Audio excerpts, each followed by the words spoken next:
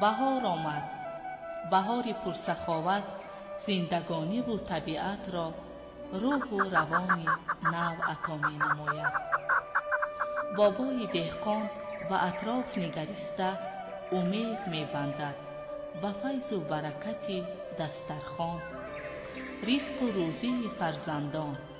شکر می گوید با تحمل، اندیشه و اخلاص، نیتی پاک و آرزوها. بهار هر سال می آید، ولی طبیعتش این است که ما انسانها را هرگز ترک نمی گوید و از خود در همه جا نقشه و نشانی می گذارد.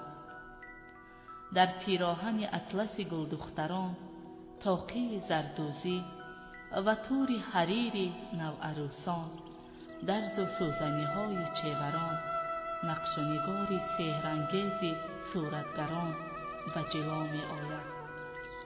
ای آدمان، بهار فرا آمده است.